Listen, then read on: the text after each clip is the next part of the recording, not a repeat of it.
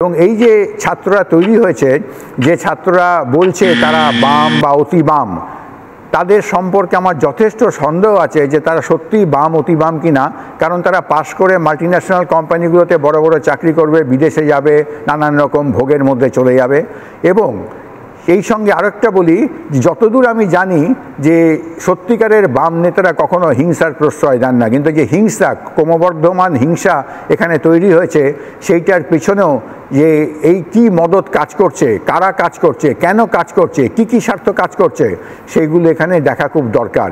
আমি বলেছি, আবার বলবো যে এক ইন্ডিপেন্ডেন্ট এনকোয়ারি হওয়া দরকার, প্রয়োজনে এনআইএ এখানে ইনভেস্টিগেশন দরকার, যাতে এখান থেকে প্রকৃত সত্য উঠে আসে যে এই উস্কানিগুলোর পিছনে কারা রয়েছে, কেন উস্কানি দিচ্ছে, কেন এখানে দেশবিরোধী চক্রান্তের একটা আখড়া তৈরি করার চেষ্টা করছে। এবং এই প্রসঙ্গে আরেকটা বলবো যে এইটা এখন বিশেষভাবে দরকার, তার কারণ এইটা এখন থেকে কন্ট্রোল না করা হলে ভবিষ্যতে বিভিন্ন ইউনিভার্সিটিতে এর প্রভাব আসতে পারে, যেটা মোটেই কাম্য নয়।